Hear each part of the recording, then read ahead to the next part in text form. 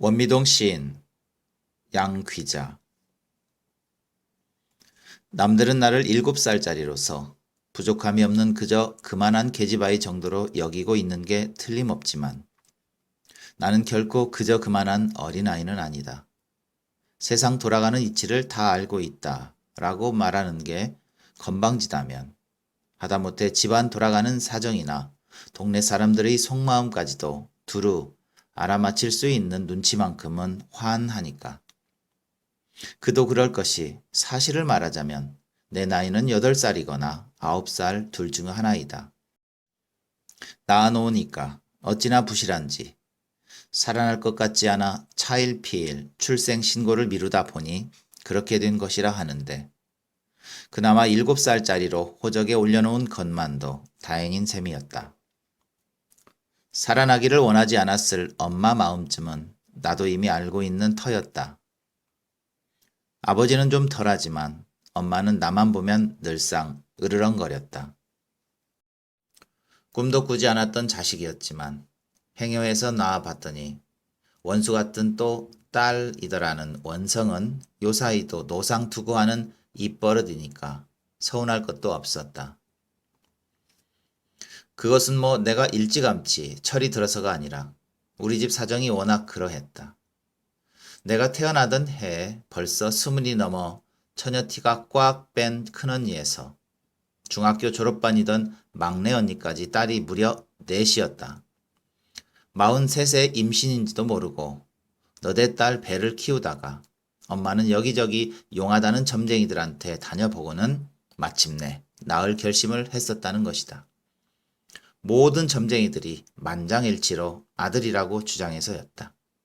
그런 판에 또 조개 달고 나오기가 무렴해서였는지 냉큼 쑥 빠져나오지 못하고 버그적거리는 통에 산모를 반죽음시켜 놓았다니 나로서는 입이 10개라도 할 말이 없는 형편이다. 그렇지만 실제로는 8살이다, 9살이다. 자꾸 이랬다 저랬다 하는 엄마도 과히 잘한 것은 없다. 내가 뭐 뺄셈 덧셈에 아주 까막눈인 줄 알지만 천만에 우리 엄마는 내가 3살 될 때까지도 혹시 죽어주지는 않을까 기다린 게 분명하다. 내가 얼마나 구박덩이에 미운 오리 새끼인가를 길게 설명하고 싶지는 않다. 진짜 하고 싶은 이야기는 그런 따위 너질한 게 아니라 원미동 시인에 관한 것이니까. 내가 여러 가지 것을 많이 알고 있다고 해도 솔직히 시가 무엇인지를 정확히 설명할 수는 없다. 얼추 짐작하기로 그것은 달 밝은 밤이나 파도가 출렁이는 바닷가에서 눈을 착 내려 감고 멋진 말을 몇 마디 내뱉는 것이 아닐까 여기지만 원미동 시인이 하는 것을 보면 매양 그렇지도 않은 모양이었다. 우리 동네에는 원미동 시인 말고도 원미동 카순이, 원미동 멋쟁이, 원미동 똑똑이 등이 있다. 행복사진관 엄씨 아저씨가 원미동 카수인데 지난번 전국 노래자랑 부천대회에서 예선에도 못 들고 떨어졌다니 대단한 솜씨는 못될 것이었다. 소라 엄마가 원미동 멋쟁이라는 것은 내가 가장 잘 안다. 그 보라색 매니큐어와 노랑머리는 소라 엄마뿐이니까. 원미동 똑똑이는 부끄럽지만 우리 엄마이다. 부끄럽다는 것은 남의 일에 간섭이 심하고 걸핏하면 싸움질이나 해대는 똑똑이는 욕이나 마찬가지라는 것을 알기 때문이다. 원미동 시인에게는 또 다른 별명이 있다. 퀭한 두 눈에 부스스한 머리칼, 사시사철 껴입고 다니는 물들인 군용 점퍼와 희끄무리하게 달아빠진 낡은 청바지가 밤중에 보면 꼭 몽달 귀신 같다고 서울 미용실의 미용사 경자 언니가 맨 처음 그를 몽달씨라고 부르기 시작했다. 경자 언니뿐만 아니라 우리 동네 사람이라면 누구나 그를 좀 경멸하듯이 어린애 다루듯 함부로 하는 게 보통인데 까닭은 그가 약간 돌았기 때문이라는 것이었다. 언제부터인가 그렇게 살짝 돌았는지는 모르지만 아무튼 보통 사람과는 다른 것만은 틀림없었다. 몽달씨는 무궁화 연립주택 3층에 살고 있었다. 베란다에 화분이 유난히 많고 새장이 3개나 걸려있는 몽달씨네 집은 여름이면 우리 동네에서는 드물게 윙윙거리며 하루 종일 에어컨이 돌아가는 부자였다. 시내에서 한약방을 하는 노인이 늙음하게 젊은 마누라를 얻어 아기자기하게 살아보는 판인데 결혼한 제 형 집에 있지 않고 새살림 재미에 푹 빠진 아버지 곁으로 옮겨온 막둥이였다. 그것부터가 팔불출이 짓이라고 강남 부동산의 고흥댁 아줌마가 욕을 했었는데 아들이 아버지와 함께 사는 게 왜 바보짓이라는 건지 알 수가 없었다. 그런 몽달씨에게 친구가 있다면 아마 내가 유일할 것이었다. 몽달씨 나이가 27이라니까. 나보다 20살이나 많지만 우리는 엄연히 친구이다. 믿지 않겠지만 내게는 27살짜리 남자친구가 또 하나 있다. 우리 집 옆 형제 슈퍼의 김 반장이 바로 또 하나의 내 친구인데 그는 원미동 23통 5반의 반장으로 누구보다도 씩씩하고 재미있는 사람이었다. 나는 매일같이 슈퍼 앞의 빛이 파라솔 의자에 앉아 그와 함께 낄낄거리는 재미로 하루를 보내다시피 하였는데 요즘은 내가 의자에 앉아 있어도 전처럼 웃기는 소리를 해주거나 쪼주바 따위를 건네주는 법 없이 다소 퉁명스러워졌다. 그 까닭도 나는 훤히 알고 있지만 모르는 척하는 수밖에. 우리 집 셋째 딸 선옥이 언니가 지난달에 서울 이모집으로 훌쩍 떠나버렸기 때문인 것이다. 김 반장이 선옥이 언니랑 좋아 지내는 것은 온 동네가 다 아는 일이지만 선옥이 언니 마음이 요새 좀 싱숭생숭하더니 기어이는 이모네가 하는 옷가게를 도와준다고 서울로 가버렸다. 선옥이 언니는 얼굴이 아주 예뻤다. 남들 말대로 개천에서 용이 났다고 해도 과언이 아닐 만큼 지질이 궁상인 우리 집에 두고 보기로는 아까운 편인데 그 지질이 궁상이 지겨워 맨날 뚱하던 언니였다. 참말이지 밝히고 싶지 않지만 우리 아버지는 청소부이다. 아침 새벽부터 저녁 늦게까지 남의 집 쓰레기통만 뒤지고 다니는 직업이라 몸에서 나는 냄새도 말할 수 없을 만큼 지독했다. 아버지만이 아니라 밝히고 싶지 않은 것이 또 있다. 큰 언니는 경기도 양평으로 시집가서 농사꾼 아내가 되었으니 상관없지만 둘째 언니 이야기는 말하기가 부끄럽다. 둘째 언니는 처음에는 버스 안내양, 그 다음에는 소시지 공장의 여공원, 그 다음에는 다방에서 일하더니 돈 버는 일에 극성인 성격대로 지금은 구로동 어디에서 26살의 처녀가 대포집을 열고 있다. 언젠가 한번 가봤더니 키가 멀대같이 큰 남자가 하나뿐인 방에서 우통을 벗어붙인 채 잠들어 있고 언니는 그 옆에서 엎드려 주간지를 뒤적이고 있지 않은가. 그만한 정도로도 나는 일이 되어가는 모양을 알 수가 있었다. 우리 엄마와 청소부 아버지는 딸년들이야 시집 보낼 만큼만 가르치면 족하다고 언니들 모두 중학교까지만 보냈는데 웬일인지 선옥이 언니만 고등학교를 보냈었다. 그래서 더 꼴찌이긴 하지만 기껏 고등학교까지 나왔으니 공장은 싫다. 차라리 영화배우가 되는 편이 낫다고 우거지상을 피우던 언니가 김반장네의 콧구멍 같은 가게가 성이 찰 리 없을 것이었다.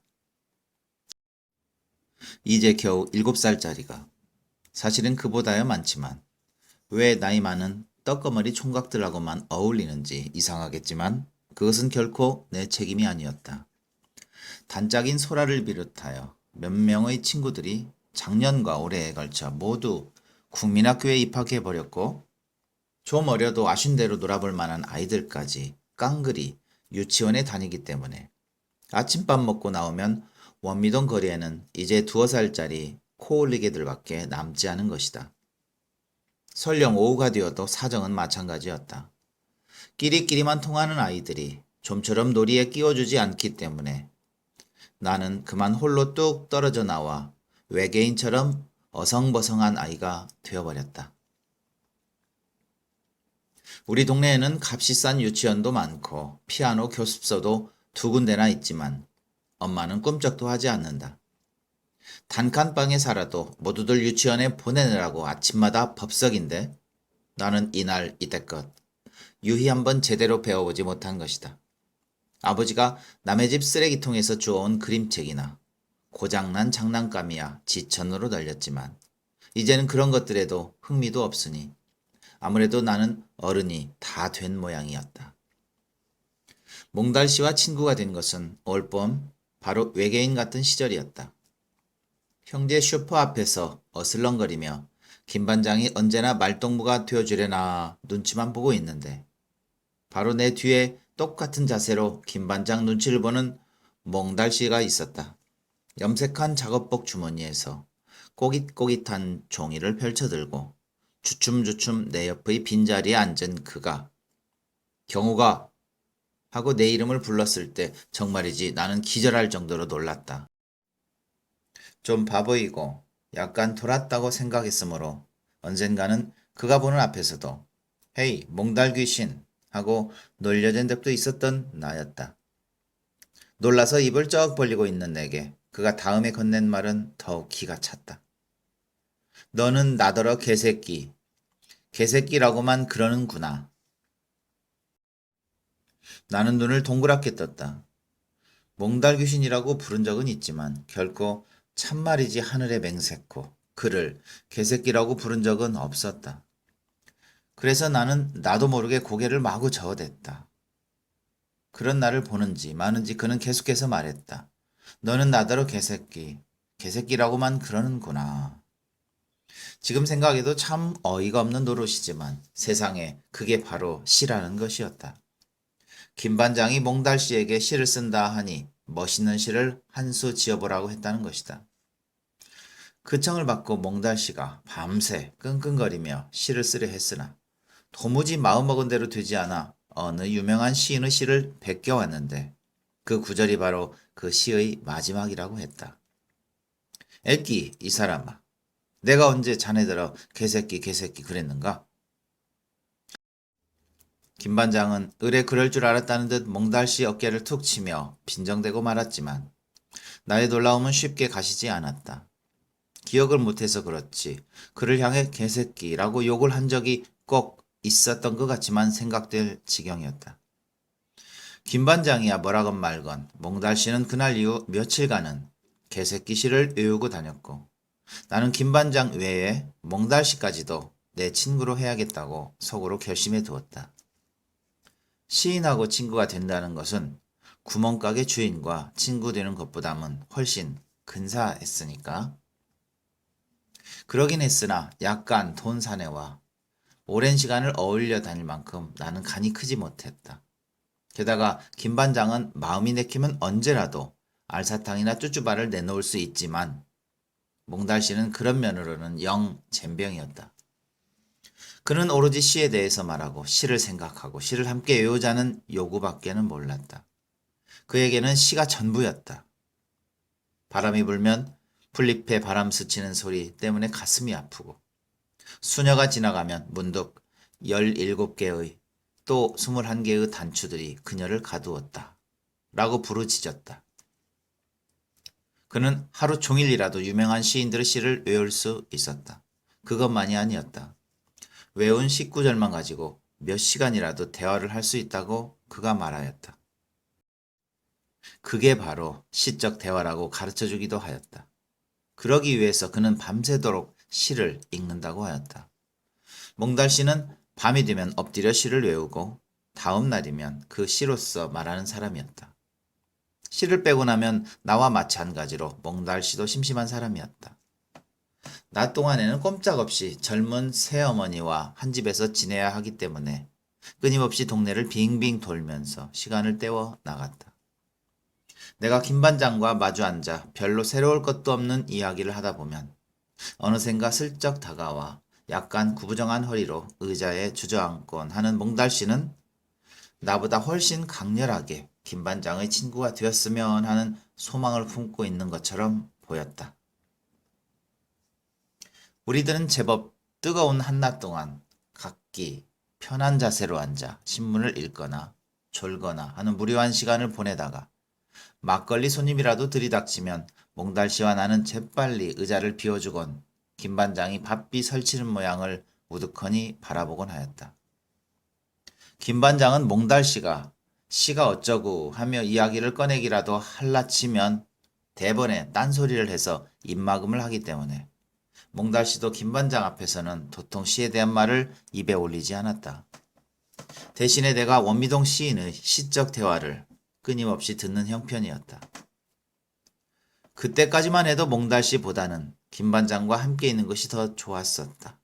김반장이 그 커다란 손바닥으로 내 엉덩이를 철썩 치면서 어이 경욱이 처제 하고 불러주면 기분이 그럴싸해서 저절로 웃음이 비어져 나오고 가끔 가다 오토바이 뒷좌석에 앉아 함께 배달을 나가기라도 할라치면 피아노 배우러 가던 계집 애들이 손가락에 입을 물고 부러워 죽겠다는 듯이 나를 바라봐 주었다.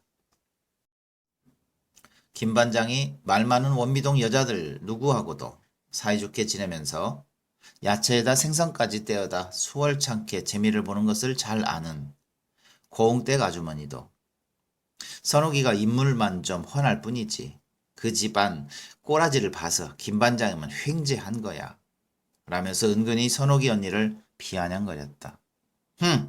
나는 고흥댁 아주머니의 마음도 알아맞힐 수 있다. 선옥이 언니보다 한 살 많은 딸이 하나 있는데 인물이 좀 제멋대로인 것이 아줌마의 속을 뒤집어 놓은 것이다. 그러면서도 지난번에 김반장 같은 사이나 얼른 봐야 될 거 아니느냐는 은혜 할머니의 말에는 가당찮다고 코웃음을 쳤었다. 요새 시상에 뭐 부모가 상관이 있답디요? 그래도 걔가 보는 눈이 높아서 앵간한 남자는 말도 못 꺼내게 하여이. 저기 은행 대리가 중매를 넣어왔는디도 돌아보도 안 씁디다. 전문학교 일 망정 대학물도 1년 남짓 보았고 해서 아는 게 아주 많다요. 그런 말을 들을 때마다 나는 목구멍이 근질거려서 견딜 수가 없었다. 왜 목구멍이 근질거린가 하면 나는 또 다른 비밀 하나를 알고 있기 때문이다.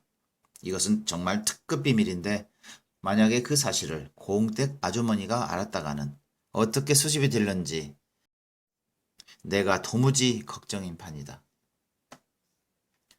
복덕방집 딸 동아 언니가 누구와 좋아 지내는가는 아마 나밖에 모르는 일일 것이다. 지난번에 소라네 집에 놀러 갔다가 우연히 알게 된 사실로 소라조차도 영 모르고 있으니 나 혼자만 꿍꿍 앓다 말아야 할 것이긴 하지만 그날 이후 복덕방 식구들만 만나면 내가 더 안절부절이었다. 여태까지 누구에게도 털어놓지 않은 말이라 좀 망설여지긴 하지만 아이 할 수 없다. 이야기를 꺼냈으니 털어놓을 수밖에. 동아 언니는 소라네 대신 설비에서 소라 아빠의 일을 거들어주는 노가다 청년하고 연애를 하는 판이다. 그것도 보통 사이가 아니다. 지난 봄날 소라네 집에 갔다가 소라가 보이지 않아 무심코 모퉁이를 돌아 나와 옆구리 창으로 가게를 기웃 들여다보니 그 두 남녀가 딱 붙어 앉아서 이상한 짓을 하고 있지 않은가. 동아 언니는 그렇다 치고 청년은 땀까지 뻘뻘 흘리면서 언니의 머리통을 꽉 껴안고 있었는데 좀 무섭기도 하였다. 이야기가 괜히 옆으로 흘렀지만 아무튼 선옥이 언니가 김반장 같은 신랑감을 차버린 것은 좀 아쉬운 일이기는 하였다.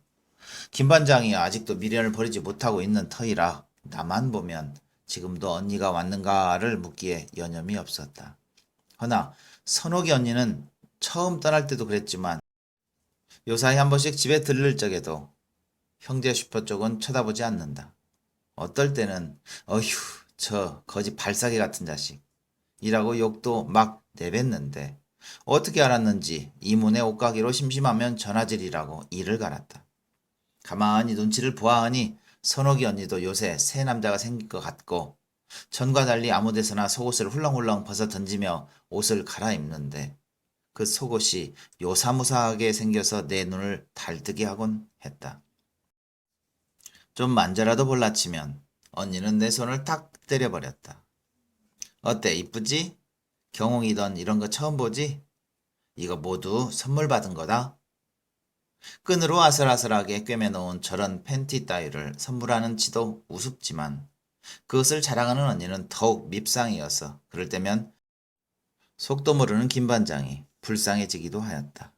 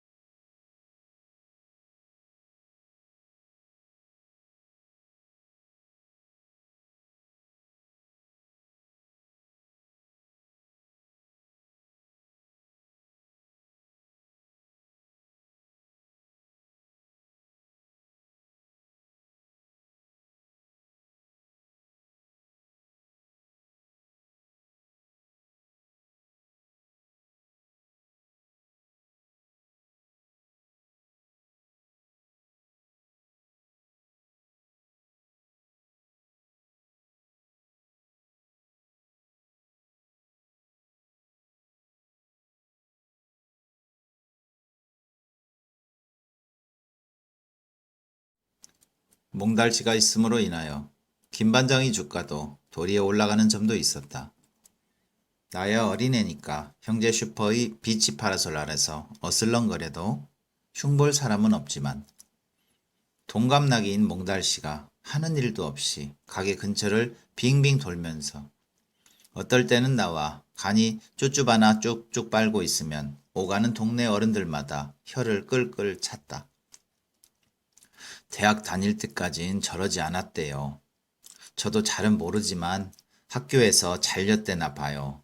뭐 뻔하죠. 요새 대학생 짓거린. 그리곤 곧장 군대에 갔는데 제대하고부턴 사람이 절이 됐어요. 언제나 중얼중얼 시를 외운다는데 확 미쳐버린 것도 아니고 아주 죽겠어요. 말이 났으니 말이지. 그 옷차림은 형제 슈퍼의 심부름꾼 복장으로 딱 걸맞았다. 종일 의자에서 빈둥거리기도 지겨운지라 우리는 곧잘 가게 일도 마다 않고 거들었었다.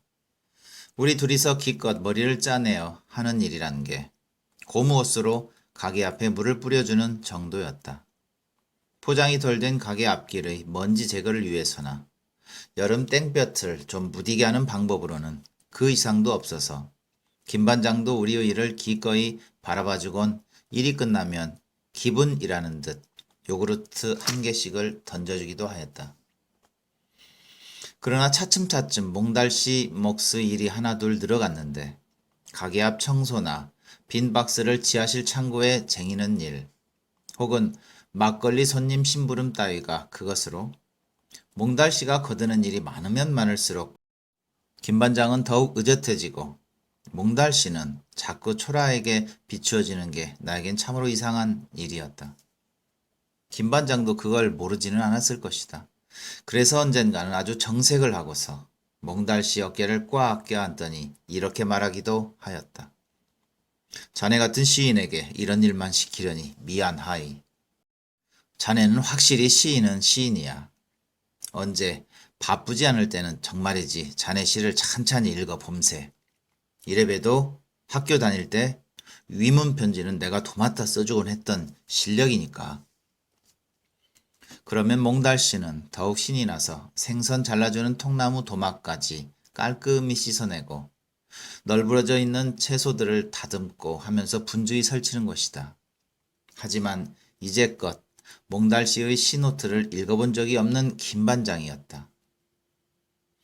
몽달씨가 짐짓 아직 자기 시는 읽은 말하지 못하니 유명한 시인들의 시나 읽어보지 않겠느냐고 구깃구깃 접은 종이를 꺼낼라 치면 김반장은 온갖 핑계를 다 대서라도 주랭랑을 치면서 그가 보지 않는 틈을 타 머리 위에 대고 손가락으로 빙글 동그라미를 그려보였다.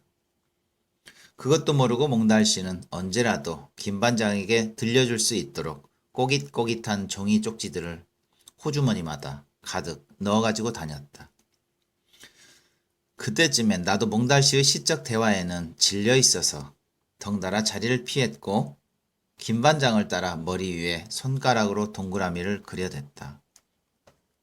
약간, 아니 혹시는 아주 많이 돈 원미동 시인은 그래도 여전히 형제 슈퍼의 심부름꾼 꼬마처럼 다소곳이 잔심부름을 도맡아 가지고 있었다.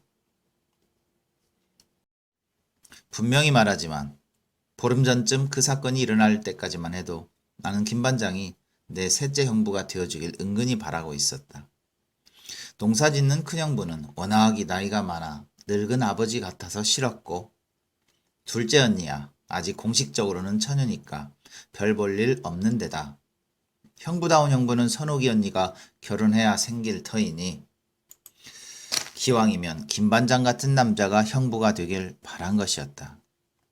하기야 넷째 언니도 시방 같은 공장에 다니는 사내와 눈이 맞아서 부쩍 세수하는 시간이 길어지긴 했지만 그래봤자 앞차가 2대나 밀려 있으니 어림도 없었다. 선옥이 언니와 김반장이 결혼하면 누가 뭐래도 나는 형제 슈퍼에 진득이 붙어 있을 수 있는 자격을 갖게 되는 셈이었다. 기분이 내키면 300원짜리 빵빠레를 먹은들 어떠하랴. 오밀조밀 들여놓은 온갖 과자와 초콜릿과 사탕이 모두 내 소나기에 있다 라고 생각하면 어쩔 수 없이 나는 흐물흐물 기분이 좋아졌다. 그런데 정확히 열나흘 전의 그 일로 인하여 나는 김반장과 형제 스퍼의 잡다한 군것질감을 한꺼번에 포기하였다. 모르긴 몰라도 이런 나의 처사는 100번 오를 것이었다. 그 사건의 처음과 끝을 빠짐없이 지켜본 유일한 목격자는 나 하나뿐이었지만 그렇다고 내가 본 것을 누군가에게도 늘어놓지는 않았다. 웬일인지 그 일에 관해서는 입도 뻥끗하기 싫었다. 그런 채로 나 혼자서만 김반장을 형부감에서 제외시켜 버렸던 것이다. 또 하나 아주 용기를 필요로 하는 일이었지만 그날 이후에는 김반장이 내 엉덩이를 철썩 두들기며 어이 우리 경옥이 처제 어쩌고 할 때는 단호하게 그를 뿌리치고 도망 나와 버리곤 하였다.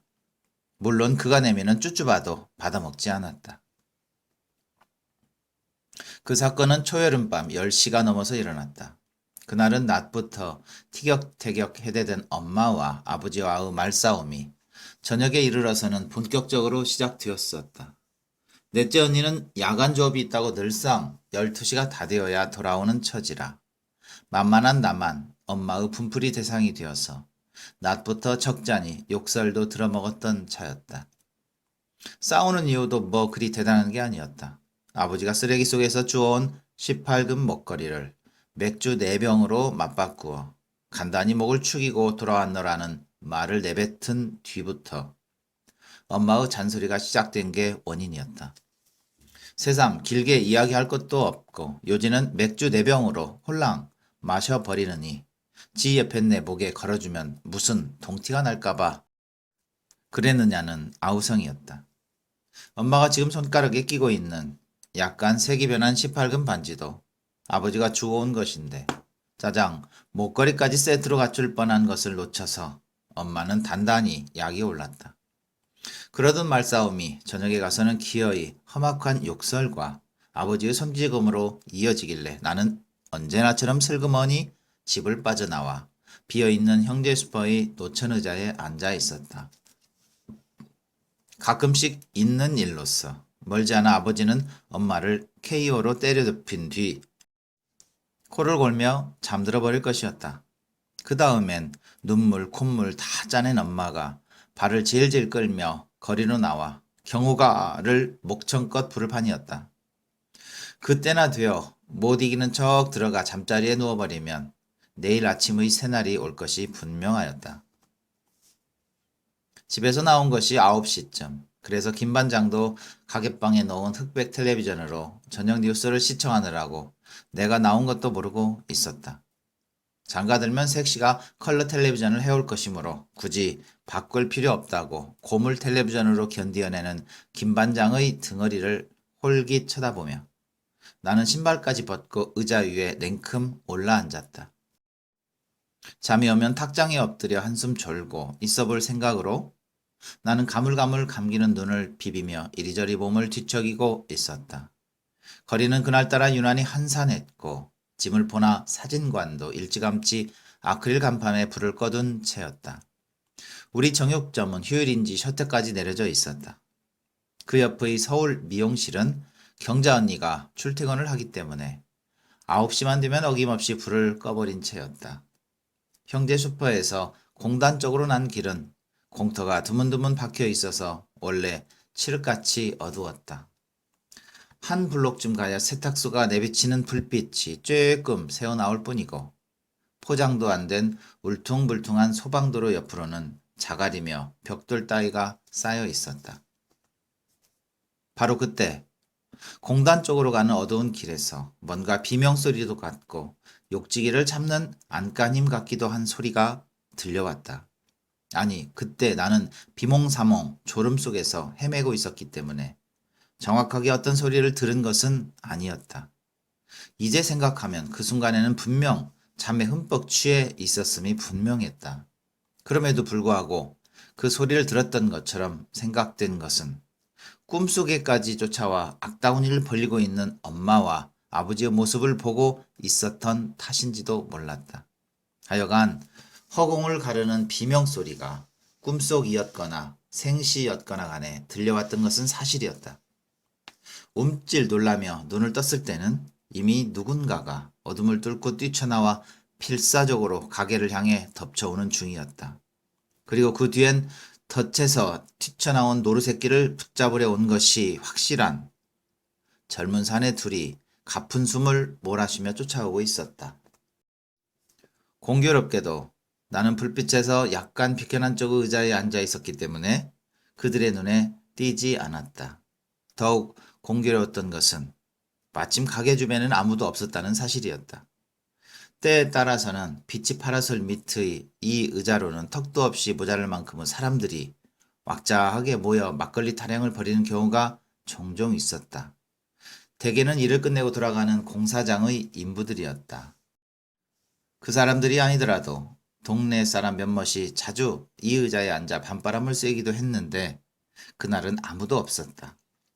갑작스런 사태에 놀라 어리둥절하는 사이 도망자는 곧장 가게 안으로 들어가 버렸고 뒤쫓아온 사람 중에 하나는 가게 앞에 또 하나는 막 가게 속으로 들어가는 중이어서 나는 그들의 모습을 비교적 자세하게 볼 수 있었다. 야, 이 새끼야, 이리 못 나와? 가게 안으로 쫓아 들어가면서 소리치고 있는 사내는 빨간색의 소매 없는 런닝 셔츠를 입고 있어서 땀에 번들거리는 어깨 쪽지가 엄청 우람하게 보였다. 깽판 치리 전에 빨리 나오란 말이야. 가게 앞에 서서 씩씩 가쁜 숨을 몰아쉬며 이마의 땀을 훔치고 있는 사내는 두 개의 윗저고리를 한 손에 거머쥐고 있었다. 그도 당연히 런닝 셔츠 바람이었지만 소매도 달린 점잖은 흰색이었으므로 빨간 셔츠에 비해 훨씬 온순하게 보여졌다. 도대체 무슨 일일까? 호기심을 이기지 못한 나는 가게 옆구리의 샘물을 통해 안을 들여다보았다. 그새 사내의 발길에 채워버린 도망자가 바닥에 엎어져 있었고 김반장이 만약을 위해 사내 주변의 맥주 박스를 방 안으로 저어 나르면서 뭐라고 소리치고 있었다. 김영, 도와주세요. 쓰러진 남자의 입에서 이런 말이 가느다랗게 흘러나온 것은 그 순간이었다. 그와 동시에 빨간 셔츠의 사내가 다시 쓰러진 자의 등허리를 발로 꽉 찍어 눌렀다. 이 새끼 아는 사이요? 그러면 당신도 한번 맛 좀 볼 텐가? 맥주병을 거꾸로 쳐들고 빨간 셔츠가 소리 질렀다. 김반장의 얼굴이 대번에 하얗게 질려버렸다. 무슨 소리요? 난 몰라요. 상관없는 일에 말려들고 싶지 않으니까 나가서들 하시오. 그때 바닥에 쓰러져 버둥거리던 남자가 간신히 몸을 비틀고 일어섰다. 코피로 범벅이 된 얼굴이 슬쩍 드러나 보였는데 세상에 그는 몽달씨임이 분명하였다. 그러고 보니 빛바랜 바지와 물들인 군용 점퍼 밑에 노상 껴입고 다니던 우중충한 남방 셔츠가 틀림없는 몽달씨였다. 아까는 워낙 눈 깜짝할 사이에 가게 안으로 뛰어들었기 때문에 얼굴을 볼 겨를이 없었다. 이 자식, 어디로 토끼는 거야? 너 같은 놈은 좀 맞아야 돼. 흰니를 드러내며 빨간 셔츠가 으르렁거렸다. 순간 몽달씨가 텔레비전이 왕왕거리고 있는 가게방을 향해 튀었다. 방은 따로 이 바깥쪽으로 난 출입구가 있었기 때문이었다. 그러나 몽달씨보다 더 빠른 동작으로 방문을 가로막아버린 사람이 있었다. 바로 김반장이었다. 나가요. 어서들 나가요. 싸우든지 말든지 장사 망치지 말고 어서 나가요. 빨간 셔츠가 몽달씨의 목덜미를 확 낚구어 챘다. 개처럼 질질 끌려 나오는 몽달씨를 보더니 밖에 있던 흰 렁진 셔츠가 찍 이빨새로 침을 뱉어냈다. 두 사람 다 슬기운이 벌겋게 오른 번들거리는 눈자위가 징그러웠다. 나는 재빨리 불빛이 닿지 않는 곳으로 몸을 피했다. 무섭고 또 무서웠다. 저렇게 질질 끌려가는 몽달씨를 위해서 내가 해야 할 일이 무엇인지 알 수가 없었다. 도무지 가슴이 떨려 숨도 크게 쉬지 못할 지경이었는데도 김반장은 이지러진 가게를 치우면서 밖은 내다보지도 않았다. 두 명의 사내 중에서도 빨간 셔츠가 훨씬 악독한 게 사실이었다. 녀석은 몽달씨의 머리카락을 한 움큼 휘어 감고서 마치 짐짝을 부리듯이 몽달씨를 다루고 있었다. 끌려가지 않으려고 버둥거리다가는 사내의 구둣발에 사정없이 정갱이며 옆구리가 뭉개어졌다. 지나가던 행인 몇 사람이 공포에 질린 얼굴로 그들을 지켜보았다. 구경꾼이 보이자 빨간 셔츠가 당당하게 외쳐댔다. 이 새끼, 너 같은 놈은 여지없이 경찰서로 넘겨야 해. 빨리 와. 불 꺼진 강남 부동산 앞에서 몽달씨가 최후 발악을 벌여 놈의 소나귀에서 빠져나왔다. 그러나 이내 녀석에게 머리칼을 붙잡히면서 부동산 옆의 시멘트 기둥에 된통 머리를 받쳤다. 쿵! 몽달씨의 머리통이 깨져나가는 듯한 소리에 나는 눈을 감아버렸다. 숨이 막힐 것만 같았다. 행복사진관과 원미 지물포만 지나고 나면 또다시 불빛도 없는 공터가 나올 것이므로 몽달씨를 구해낼 시기는 지금밖에 없다. 몽달씨가 악착같이 불 켜진 가게 쪽으로만 몸을 이끌어갔기 때문에 길 이쪽은 텅 비어 있었다. 몇몇 사람들이 있기는 하였지만 그들은 섣불리 끼어들지 않고서 당하는 몽달씨의 처참한 꼴에 혀만 끌끌 차고 있었다. 빨리 가, 이 자식아. 경찰서로 가잔 말이야. 빨간 셔츠가 움켜진 머리카락을 확 낚구어채면 몽달씨는 시멘트 바닥에서 몸을 가누지 못해 정말 개처럼 두 손을 바닥에 짚고 끌려갔다. 왜 이러세요? 내게 무슨 잘못이 있다고. 행복사진관의 밝은 불빛 앞에서 몽달씨가 울부짖으며 사내에게 잡힌 머리통을 흔들어 대다가 녀석의 구둣발에 면상을 짓밟히기 시작하였다. 마침내 나는 내달리기 시작하였다. 두 주먹을 불끈 쥐고 녀석들 곁을 바람같이 스쳐 나는 원미 지물포로 뛰어들었다. 가게는 텅 비어둔 채 지물포 주씨 아저씨는 아랫목에 길게 누워 텔레비전을 보느라 바깥의 소동은 까맣게 모르고 있었다. 깡패가 몽달씨를 죽여요. 주씨 아저씨는 그 우람한 체구에 비하면 말귀를 빨리 알아듣는 사람이었다. 벼락같이 튀어나와 마침 자기 가게 앞을 끌려가고 있는 몽달씨의 꼴을 보고는 냅다 소리를 질렀다. 죄가 있으모 경찰을 부를 일이제. 무슨 일로 사람을 이리 패노. 보소 형씨 그 손 못 놓나. 아저씨는 상관 마시오. 이런 놈은 경찰서로 끌고 가야 된다고요. 누가 뭐라카노. 야 빨리 경찰에 신고해라. 당신네들이 사람 두들겨가며 경찰서까지 갈 거 없다. 1분 안에 오토바이 올 테니까. 이 아저씨가 이 새끼 아는 사람이요? 잘 아는 사람이니 이카제. 이 착한 청년이 무슨 죄를 졌다고 이래 반 죽여놓노. 무슨 일이라. 그제서야 빨간 셔츠가 슬그머니 움켜진 머리카락을 놓았다. 몽달씨가 비틀거리며 주씨 곁으로 도망쳤다. 아무 잘못도 없어요. 지나가는 사람 잡아놓고 느닷없이 때리는데. 더듬더듬 입안에 괴어있는 피를 뱉어내고 간신히 이어가는 몽달씨의 말을 듣노라고 주씨가 잠시 한눈을 판 것이 잘못이었다. 멀찌감치 서서 구경을 하고 있던 사람들 중에서 누군가가 소리쳤다.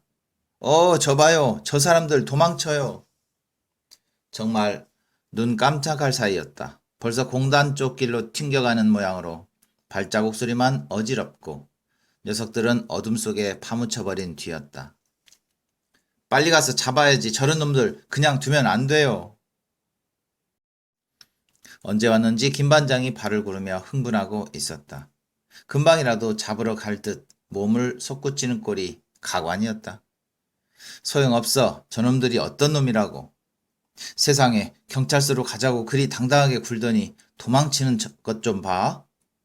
그러니까 그냥 닥치는 대로 골라 잡아 팬 거군. 우린 그것도 모르고 정말 도둑이나 되는 줄 알았지 뭐야. 여기는 가게들이 많아 화나니까 어두운 곳으로 끌고 가서 작신 펴려고 수작을 벌였군. 그래요. 아까 보니까 저 윗길에서 저 총각이 그냥 지나가는데 불러놓고 시비더라고요. 아유, 저 총각 너무 많이 맞았어. 죽지 않은 게 다행이야. 그럼 진작에 말하지 그랬어요. 누가 이 지경인 줄 알았어. 약국에 가는 길에 그 난리길래 무서워서 저쪽으로 돌아갔다가 약 사갖고 와보니 경찰서 가자고 여태도 패고 있던걸. 모여 섰던 사람들이 저마다 한마디씩 떠들어대기 시작했다.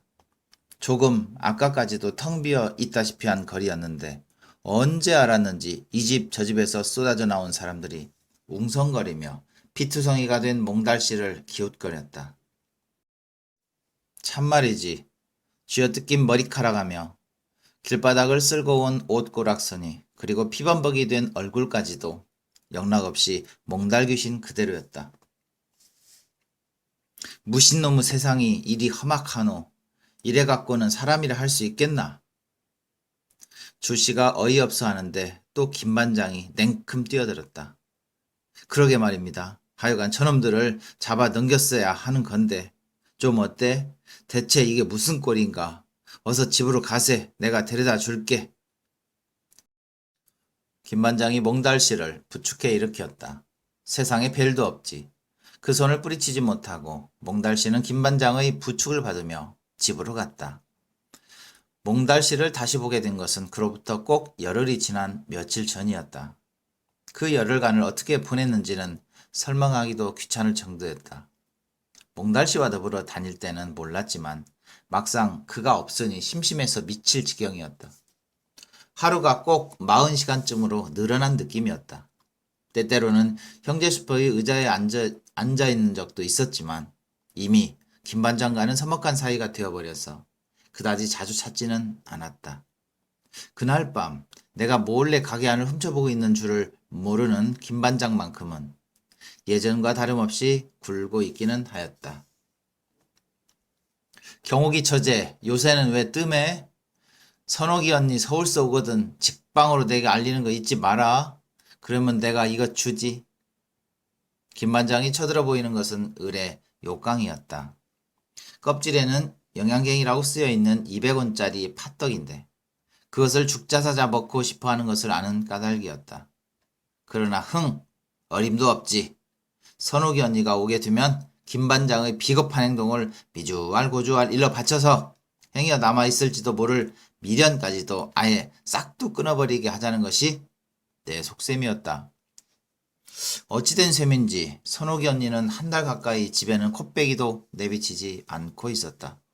얼마 전에 서울에 다녀온 엄마 말로는 양품점이 한 달에 2번 노는데도 집에는 올 생각 않고 왼종일 쏘다니다 밤늦게서야 기어 들어온다는 것이었다. 게다가 이모가 받아본 전화 속의 남자들만도 서너시 넘어서 양품점 전화통이 종일토록 불나게 울려대는 통에 직간녀는 저한테 걸려오는 전화 받기에도 바쁜 형편이라 했다. 엄마를 쏙 빼닮아 말본새가 거칠기 짝이 없는 이모가 보나마나 바가지로 퍼부었을 선옥이 언니의 흉보다리를 잔뜩 짊어지고 온 엄마의 마지막 결론은 갈 데 없이 원미동 똑똑이 다웠다. 선옥이 고년 이왕지사 바람든 년이니까 차라리 탤런트나 영화 배우를 시키는 게 낫겠습디다. 말이사 바른 말이지 인물이야 요즘 헌다 하는 장미보다 낫지? 미쳤군 미쳤어. 탤런트는 누가 거저 시켜주나? 뜨신 밥 먹고 식은 소리 작작해. 그렇게 몰아붙이면서도 아버지는 을에 흐흐흐 웃고 마는 게 예사였다. 딸 많은 집구석에 인물 팔아 돈 버는 딸년 하나쯤 생긴다 해서 나쁠 것도 없다는 웃음이 분명했다. 서울 사람들은 눈도 박지. 선옥이가 명동으로 나갔다 하면 영화배우 해보라고 줄줄이 따라다닌답니다. 인물 좋은 것도 딱 귀찮다고 고년이 어찌 성가시 하는지. 엄마도 참 입술에 침도 안 바르고 고흥댁 아줌마한테 이렇게 주워 섬기는 때가 있다. 그러면 여태도 동아 언니 콧대가 하늘 높은 줄 모르고 솟아 있다고만 믿는 고흥댁 아주머니도 지지 않고 딸 자랑을 쏟아놓았다. 우리 동아는 요새 피아노도 배우고 꽃꽂이 학원도 다닌다고 맨날 바쁘다요. 시방 세상은 그 정도의 신부 수업인가 뭔가가 아주 필수라 한다더만. 엄마도 엄마지만 고흥댁 아주머니 말은 듣기에 거북하였다. 대신 설비 노가다 청년한테 시집가면 피아노는커녕 호박꽃 한 송이 꽂을 일도 없을 것이니까. 어른들은 알고 보면 하나밖에 모르는 멍텅구리 같을 때가 종종 있는 법이다. 그 사건 이후 김 반장에 대한 이야기만 해도 그렇다. 김 반장 그 사람 참말이제 진국은 진국인기라. 엊그제만 해도 복숭아 깡통 하나 들고 몽달 청년한테 가는갑더라. 걱정도 억시기 했었고 어찌됐건 미친놈한테 그만큼 정성 들이는 것만 봐도 보통은 아닌기 맞다. 물포 추씨가 행복사진관 엄씨한테 하는 말이었다.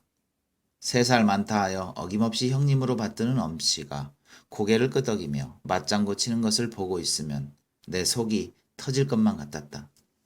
그렇지만 이상하게도 그 밤의 일을 속 시원히 털어놓을 수가 없었다. 그러고 보면 이 김경옥이야말로 진국 중에 진국인지도 모른다. 몽달씨가 자리를 털고 일어난 이야기를 하려다가 또 다른 쪽으로 새버렸지만 몽달씨야말로 진짜 이상한 사람이었다. 오후 반인 소라가 등교 준비를 해야 한다고 서둘러 저희 집으로 가버린 때니까 정우가 조금 지나서였을 것이다. 집으로 가다 말고 문득 형제 수퍼 쪽을 돌아보니 음료수 박스들이 차곡차곡 쟁여놓는 일에 땀을 뻘뻘 흘리고 있는 몽달씨가 보였다. 실컷 두들겨 맞고 열흘간이나 누워있었던 사람이라 안색은 차마 마주보기 어려울 만큼 헬쓰겠다. 그런데도 뭐가 좋은지 희죽희죽 웃어가면서 열심히 박스들을 나르고 있는 게 아닌가. 그것도 김 반장네 가게에서. 아무리 눈을 크게 뜨고 보아도 몽달씨가 분명했다. 저럴 수가. 어쨌든 제정신이 아닌 작자임이 틀림없었다. 아무리 정신이 좀 헷갈린 사람이라도 그렇지. 그날 밤의 김 반장 행동을 깡그리 잊어버리지 않고서야 저럴 수가 없다는 게 내 생각이었다. 잊었을까? 그날 밤 머리의 어딘가를 세게 다쳐서 김 반장이 자기를 내쫓은 부분만큼만 감쪽같이 지워진 것은 아닐까? 전혀 엉뚱한 이야기만도 아니었다. 텔레비전에서도 보면 기억 상실증인가 뭔가로 자기 아들도 못 알아보는 연속극이 있었다. 그런 쪽의 상상이라면 나를 따라올 만한 아이가 없는 형편이었다. 내 머릿속은 기기괴괴한 온갖 상상들로 늘 모래주머니처럼 빽빽했으니까. 나는 청소부 아버지의 딸이 아니라 사실은 어느 부잣집의 버려진 딸이다. 라는 식의 유치한 상상은 작년도 못 되어 이미 졸업했었다. 요즘의 내 상상이란 외계인 아버지와 지구인 엄마와의 사랑, 뭐 그런 쪽의 의젓한 것이었다. 아무튼 나의 기막힌 상상력으로 인해 몽달씨는 부분적인 기억상실증 환자로 결정되었다. 그렇다면 이제는 확인할 일만 남은 셈이었다. 오래 기다릴 필요도 없었다. 나는 김 반장네 가게 일을 거들어주고 난 뒤 빛지 파라솔 밑의 의자에 앉아 뭔가를 읽고 있는 몽달씨에게로 갔다. 보나마나 주머니 속에 잔뜩 들어있는 종이 조각 중의 하나일 것이었다. 멀쩡한 정신도 아닌 주제에 이번엔 기억상실증이라는 병까지 얻어놓고도 여태 시 따위나 읽고 있는 몽달씨 꼴이 한심했다. 이것도 시예요? 그래, 슬픈 시야. 아주 슬픈. 몽달씨가 헬스한 얼굴을 쳐들며 행복하게 웃었다. 슬픈 시라고 해놓고선 웃다니. 나는 이맛살을 찡그리며 몽달씨 옆에 앉았다. 그리고 아주 낮은 목소리로 물었다. 이제 다 나았어요? 시를 읽으면서 누워있었더니 금방 나았지. 금방은 무슨 금방? 열흘이나 되었는데 또 한 번 나는 몽달씨의 형편없는 정신상태에 실망했다. 그날 밤에 난 여기 앉아서 다 봤어요. 무얼? 김 반장이 아저씨를 쫓아내는 것. 순간 몽달씨가 정색을 하고 내 얼굴을 쳐다보았다.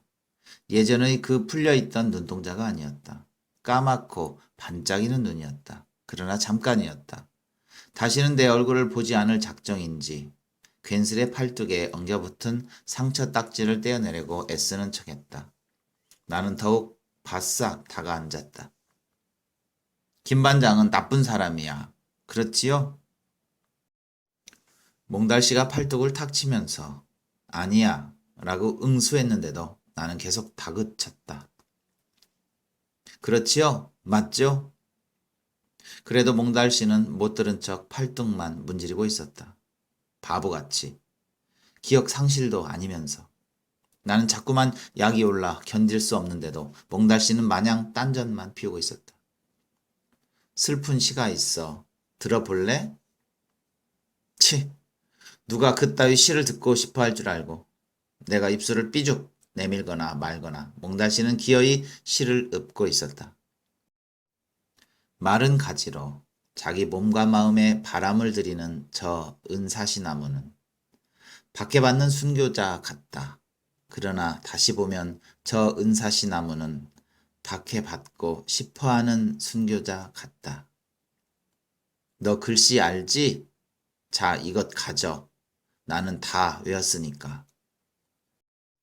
몽달씨가 구깃구깃한 종이 쪽지를 내게로 내밀었다. 아주 슬픈 시라고 말하면서 시는 전혀 슬픈 것 같지 않았는데도 난 자꾸만 눈물이 나려 하였다. 바보같이 다 알고 있었으면서 바보 같은 몽달씨